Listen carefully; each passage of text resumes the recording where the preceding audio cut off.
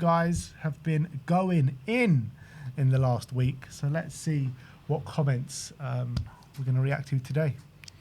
All right, first comment is from Sean Tottenham. He says, I can see this upcoming season being the one that Tell really shines. If he's given minutes, I think he can get upwards of 15 to 20 goal contributions. You heard it here first. It's interesting, isn't it? Because he's been one of the shining lights in pre-season so far. He looks like he really wants it. I think in terms of what you can never doubt about Tell is his commitment, his desire, and his want to always get better. So I think that's the case. I think when he was at Bayern and when we signed him, I loved the signing. I really thought, he would do better for us a lot quicker than he has done. But maybe under De Zerbi, if De Zerbi has a plan to develop him, which I'm sure he does, then maybe he can reach those heights. But it's kind of like I'll believe it when I see it because we haven't really seen it as of yet. But in certain games he's done really well, but he's been very hit and miss so far for Tottenham Hotspur. So I'd love to see it. If he can get those goal contributions for Tottenham next season, I would love to see it. The question isn't has he done it already. The question is he capable of it? When you watch him play, do you see a player that is capable of that kind of output? And I do. I think I definitely in pre-season he seems a lot sharper. He seems a bit cleaner with how he's like taking the ball in his stride and dribbling and taking players on. And when it comes to his ability in the final third in front of goal, I understand he's been a bit inconsistent, but I do see a really good ball striker there. That free kick he scored in pre-season was brilliant. We've seen him score that goal against Leeds from outside the box, which was a fantastic strike. I think he's capable. We've seen him score goals for Bayern from similar distances as well and similar finishes. I think there is a really good finisher in there. I think there is a guy who can definitely score a lot more goals than he has for Tottenham. And I think De Zerbi's the perfect manager to platform him. And he's still young. He's still 21, so he's got time on his side, and I think he's obviously been developing now for 18 months in a Spurs shirt, and yes, it hasn't gone maybe the way we had hoped immediately, but we did sign a teenager. He's still very, very young, and I think there is a lot of potential there, and from what I've seen from him in pre-season, I would love him to hit the ground running from the first week and start really showing what he's capable of, because I do think there is a player in there for me that is capable of what Sean is saying. I do think he's capable of getting 15 goal contributions. Yeah, look, I think he's capable of it, and he does 100%. There's a player in there, and there's a lot of talent. It's just about how quickly we get there. Is it going to come this season or the season? I think we'll get there eventually, but is it going to be in the short term, or is it going to be kind of like next season and stuff like that? So that's just the one thing I kind of question. Yeah, well, obviously we'll have to wait and see, but I think he is capable of it this season if we give him the minutes. But then again, we are now signing, hopefully, 4 players in his position, so it's going to be a battle for him to get those minutes. But I think he can get them. Ice Cold Killer says it kills me when Sim defends Solanke. Kills all of us. Fair enough. I mean, you want me to just say he's rubbish and shit and has no value or anything? I mean, I just don't agree with that. I was actually looking at his time at Tottenham, in terms of in his goals to minutes. It's not horrendous. It's not as bad as people say it is, and people just have this perception of Solanke is he can't hit a barn door. He's a rubbish striker. All this kind of stuff. I think there are question marks about him definitely over the last year about certain things. Maybe his passion and there's a bit of fire missing from him. But for me, there's no doubt when he's at his best and we see him, in an attacking system as well, this guy can score goals. See, I think he is. But that what you talk about, forget footballing quality. You can have quality as a footballer. Of course, he's got quality. He scored 19 goals in the Premier League for Bournemouth, so we know he can do it. But that what you say about missing the fire and those fundamentals you need to really reach the top, that's the biggest issue. But I agree with that. But just because it's not there at the moment doesn't mean it'll never be there. And you can't get it back. And you can't maybe get reinvigorated by a new manager. As I've said, we haven't seen him much under De Zerbi because he got injured and he only played a couple of games. So we're judging him on what we've seen mostly under Frank and then obviously a bit under Ange as well. I was looking at that season under Ange. He started the season 17 games in the Premier League, 11 goal contributions in 17 games, and he had a 3-month injury, and he never quite looked the same when he came back from that injury.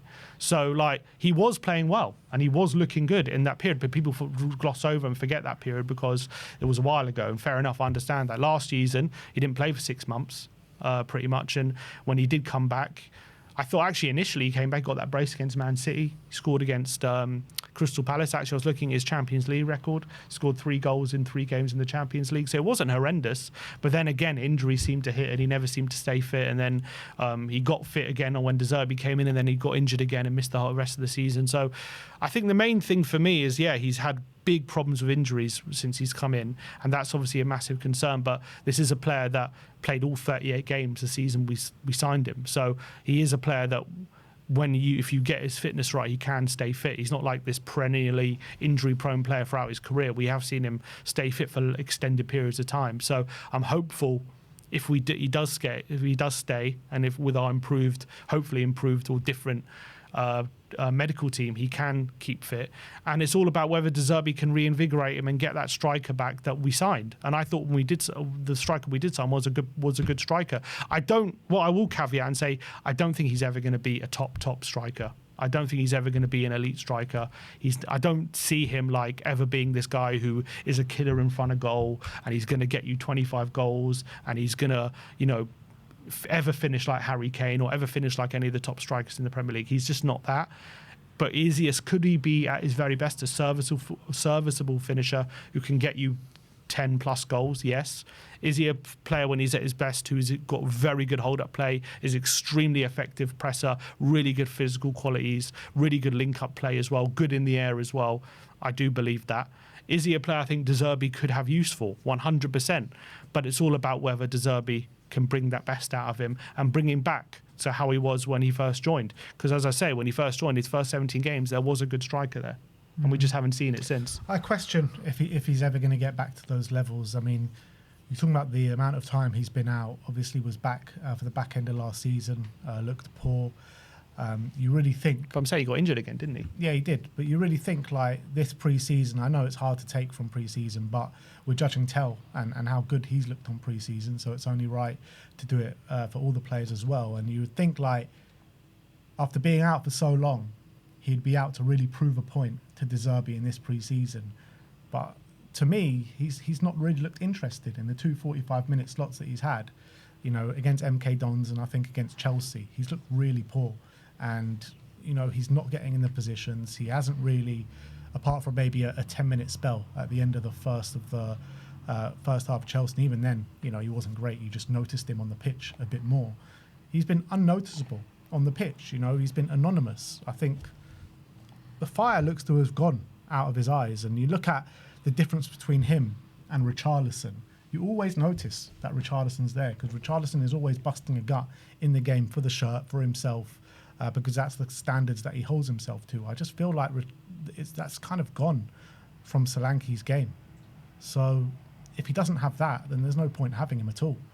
So yeah, and I agree with that. I hope De Zerbi can get that back in him, but I do question it. And like the rumours that we've heard, I know they're rumours at this stage, but they come from quite well-sourced places that he had a deal agreed to go to Saudi if we got relegated. I mean, that just tells us everything that we need to know about Solanke. Like if he was willing to go to Saudi at this point of his career, opposed to like going back into the Premier League and stuff, just like I don't know, man. It just doesn't sit right with me. Yeah, I'm not going to judge him based on rumours that we don't know for sure are true, but you can take of that from you will. I'm just judging him based on what we've seen of him in a Tottenham shirt, what potentially could be under De Zerbi, and whether we think it's worth, either it's worth just chucking away or there is some value. And look, if it's up to me and if we get a good fee for him, I'm happy to sell him if we can get someone better. I'm just saying I think he's got a lot more value than a lot of people give him credit for if we can get the best out of him. And De Zerbi's known for getting that passion and fire back into players. We've seen it. We've seen it ever since he's come to Tottenham. And my only point was, and people say kill me for defending him, but we haven't seen him really much under De Zerbi. He hasn't really had an opportunity. So I'm willing to give him that, and I'm willing to see how that goes. I'm willing to take a look at, see if we can get more out of Solanke than what we've seen, because I do think there is a good player. And my only point was, as well before, is that people are saying he's been terrible ever since he's come in. He's just been horrendous. And I do think large parts, yes, I'm just saying there was a period where we did see a good striker, and people gloss over that because it was only just like in his first half. It was the first half of the first season that we saw him. But there was a good striker there who wasn't just terrible, who wasn't just, not scoring at all and just not involved. That Solanke I want to see back at Tottenham. And if we can get that Solanke back, we have a good striker. That's what I'm saying. What's next? Oh, yeah. Your mind's caught up in Solanke. Yeah, I'm still focused.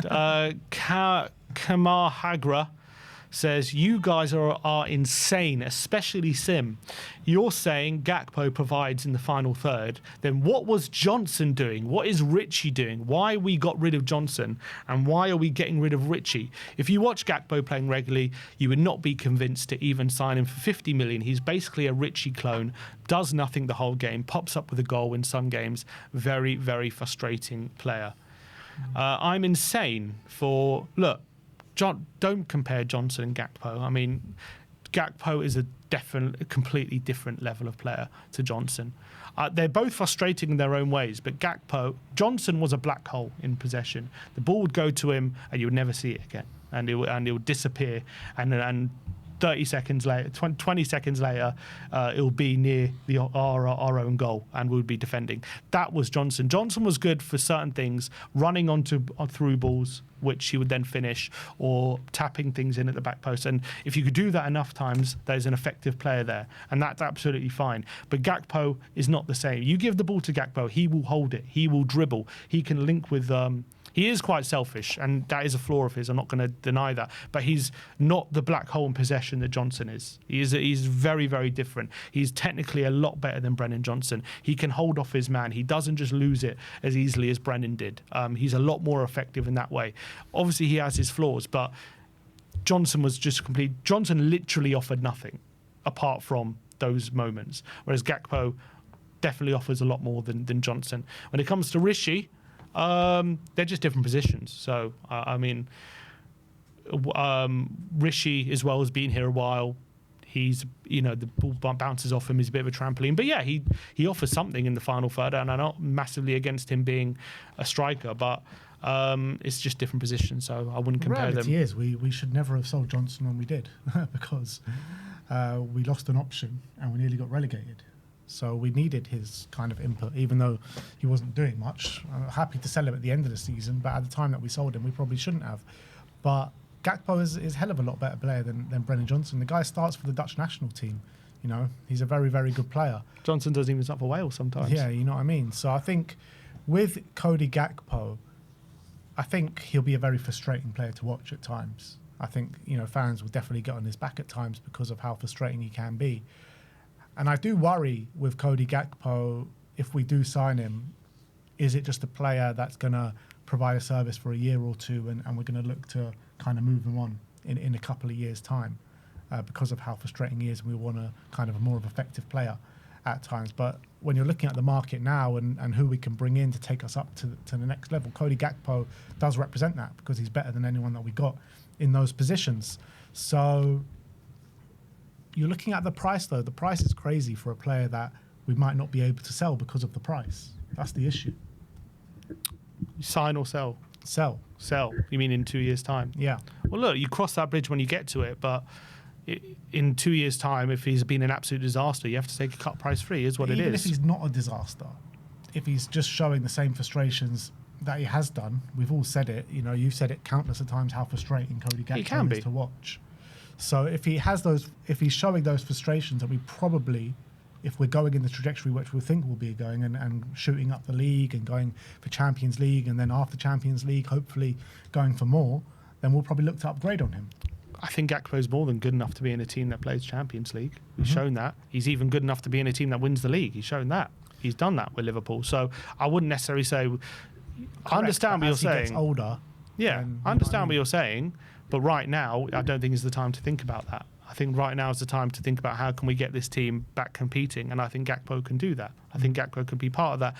I think you're thinking way too far ahead. You're thinking 2 years' time, what if he doesn't pull up any trees, and what if we need to sell? But that you can cross that bridge when we get to it. Hopefully, that's the way they got to think about it behind closed doors. When they're talking about bringing in signings and talking about the long-term future of the football. No, I understand that, but right now, they're not talking about in 2 years' time. Well, how much we're going to get for them. Think about right now, next season, how many goals can he get for us? Right now, how many goal contributions can he get for us? Right now, could he be part of a team that gets us back challenging for Champions League? That's the conversation, and I think Gakpo can definitely do that. And even down the line, in 2 years' time, okay, we want to even go higher and challenge for the title. Could he be our backup left winger? Could he still be part of the squad? Probably, I would say.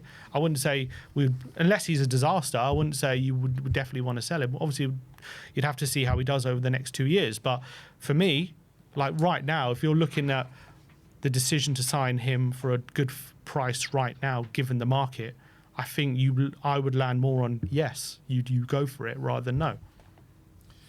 Yeah, look, we'll see if Spurs. I mean, he might not even be for sale at all. So No, true. It might be a completely irrelevant point. But look, I agree. I think like he would provide something for us, something positive for us in the next year or two. I just question, kind of up there after that. But look, but if he's helped us got in the Champions League, you're not going to be complaining. Yeah. Gumby says, all of a sudden, Savinho, in quotation marks, is a serious talent. When the twin with hair, I'm guessing he's talking about me, has done nothing but be negative about the idea of signing him. I mean, I don't know if he's watching the content. I can't wait to see us sign Bahoya and watch him act like we signed Yamal, and God forbid you criticise it, because his response will surely be, you're not allowed to be positive and support your football club. I don't know what he's on about. I've been really positive about Savinho ever since we've been linked with him. I've been really on board with getting him in. So I don't know why he's saying I've done nothing but be negative about the idea of signing him. I do think he's a really serious talent. When it comes to what he's saying about Bahoya and watch him act like we signed Yamal, yeah, I'm sure whoever we sign, I'm going to try and look at the positives. I'm going to try and get excited about them because that's just the kind of fan I am. But if people want to criticise whoever we sign and say they're not good enough, they're rubbish, they're not the X, Y, and Z player, we're not ambitious enough, then fine, that's all up to every fan. But I'm usually, whoever we sign, I'm going to try and see why we've signed them and try and look at the positive. But I don't know what he's on about. I've never been negative about Savinho. I've always said he's quite a serious talent. Yeah, you have always backed Savinho, to be fair. I think both of us were really excited of the prospect of bringing him in last summer. This summer, I think I've been saying that I want to see Savinho at the club, but I also want him alongside someone else that can provide consistent goal contribution or proven to do that. So, yeah, I don't really know what that's on about. Yeah, I don't know what he's on about. J True says, I don't care what most of Spurs fan base says. I want Gakpo badly.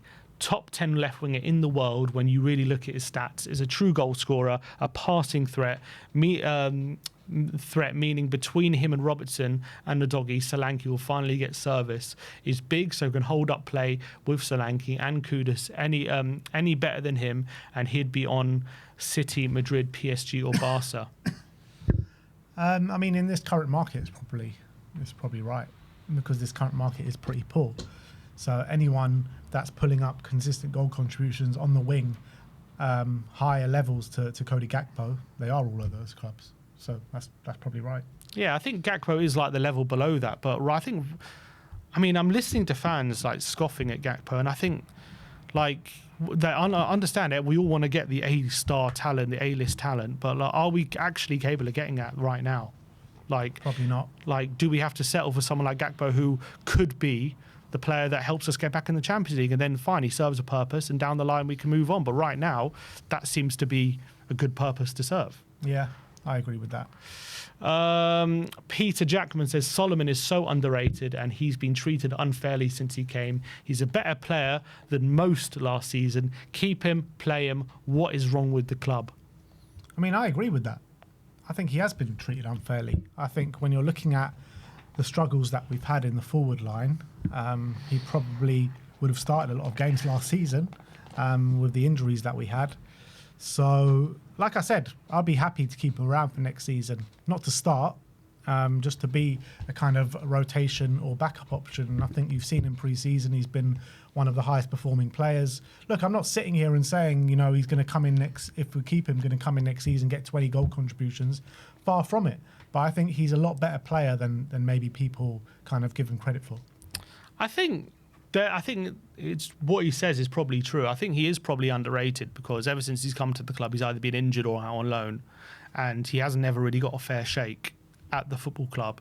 And obviously some loans have been better than others. Leeds, he was absolutely brilliant, but then Villarreal, Fiorentina, not exactly, didn't really pull up any trees in those loans. So apparently Fiorentina really like him.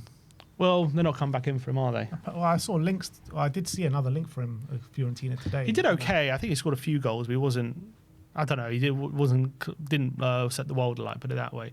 Anyway, so I think there's a perception that he's like this just terrible winger who has no value or anything, and we just need to get rid. And I think definitely I would sell him for if we're getting a good price. But I kind of agree with what he's saying here. He's a better player than most last season. I think if he would have stayed last season, he would have got a lot of game time. When you think about it, I just said, he definitely would have been got a lot of game time, and we could have used him last season. 100%, I agree with that.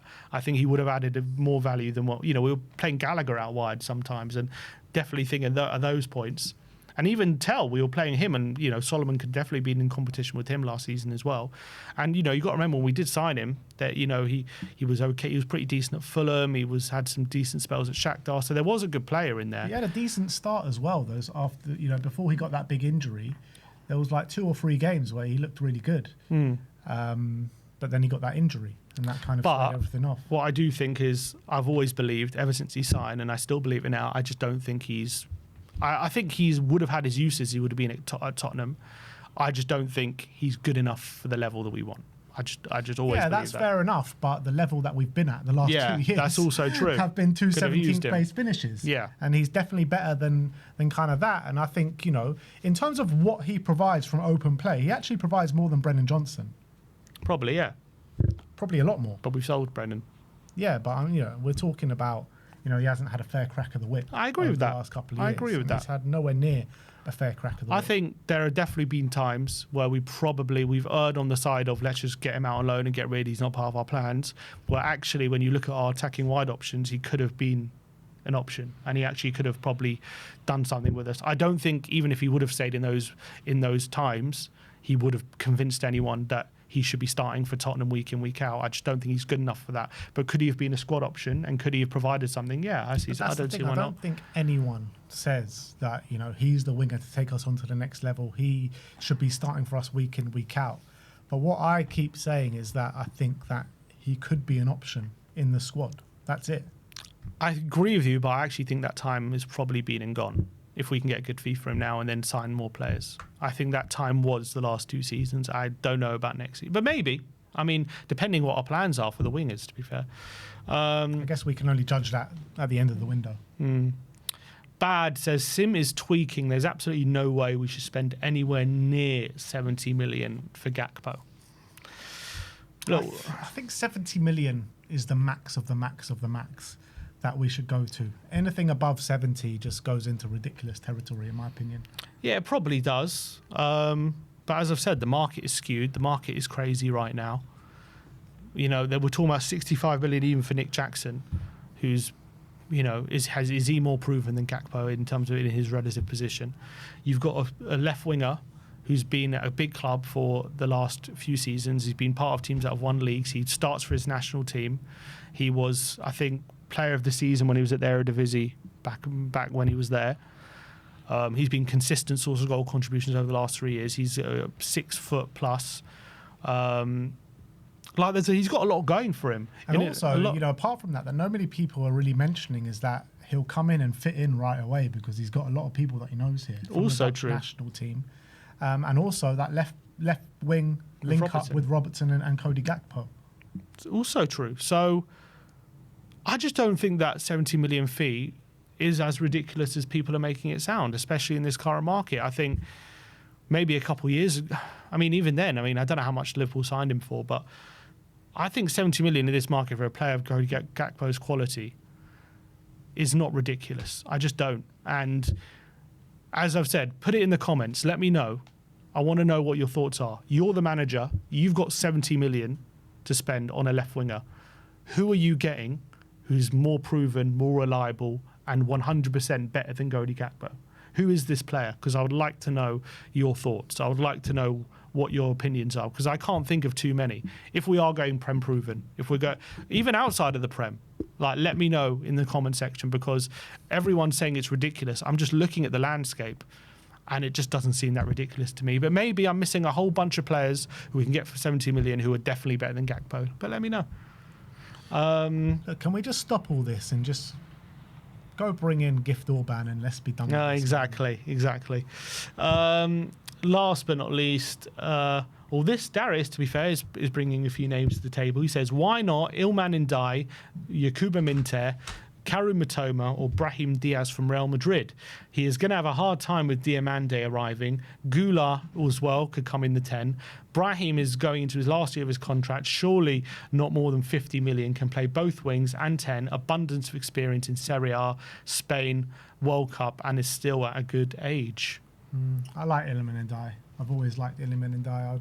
I think I don't think this move to Saudi is happening. I don't think Everton are sanctioning the move, or he doesn't want to go there. One of them, I don't know what it is. But, 6 goals last season, 9 goals the year before. You'd expect in a better team with better coaching, he can improve on that. And he is, Prem ready. Been here for the last 2 years. Been in English football for quite a long time before. I think he was at Sheffield United. Is he a better player than Gakpo? I don't think he's a better player than Cody Gakpo right now, but they're both same age. Yeah, I know, but obviously Cody Gakpo went from PSV to Liverpool. Ilman Ndiaye went from Sheffield United to Everton. Marseille was that before. Was he at Marseille? So he was at Marseille as well. I don't know. I feel like you put Ilman Ndiaye in a better team, and you'll see a lot better output from him. But they're very different. They're very different in terms of wingers. Yeah. I think if you're bringing Ilman Ndiaye, that's probably a replace instead of Savinho, not instead of Gakpo. Yeah, I don't think Ndiaye is anywhere near as good when it comes in front of goal, in my opinion. I think Gakpo has got much better ball striking, hits the ball harder, he's a better finisher. I think Ndiaye is a bit more nimble, better at dribbling, can get past his fullback. He's probably less predictable in that sense. But if you're looking for someone for output, I think Gakpo's your guy. I think Ndiaye, though, can play both sides. And I do like Ndiaye. I wouldn't be against it. But is he definitely a better player than Gakpo in that sense? I don't know. What about Yakuba Minter, Karim Matoma? So Matoma's... See, I would have taken Matoma a year or two ago, but he always seems to be struggling with injuries now. So I'll probably decide against it. Yakuba Minter, he does impress me when I watch him play, but again, he just doesn't have the output. Even in an attacking side like Brighton, you'd expect him to get more goal contributions than he does. But he is young, so he's got that going for him. Brahim Diaz, I'm not sure of Brahim Diaz. I haven't seen him enough, to be honest, so it's hard for me to comment. Yeah, I think I wasn't that impressed with him at the World Cup, to be fair. I thought he was quite disappointing. I've always liked him. He's quite a nimble kind of attacking midfielder, I would say, more than a winger. He's kind of attacking midfielder, plays out wide kind of player. I think physically he might struggle a bit in the Premier League. I think that might be a problem.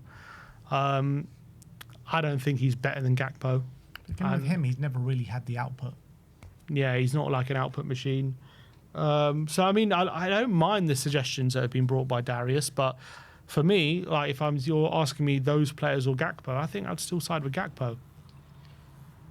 Yeah, I mean, like I said, Sarr from Palace. I mean, we haven't considered him. I do like Sarr. Sarr from Palace does get contributions. He does. What did he get last season? He got quite a good amount. He's quick. So we were linked with him before he went to Palace and before he went to Marseille when he was at Watford. So last year he got 9 goals. The year before he got 8 goals. Yeah. Last year he got 1 assist. The year before he got 6 assists. So I actually always thought he was better last season than the season before, but his output was better the season before. I feel like he really... But where Glasner was playing him, this kind of inside forward role really suited him.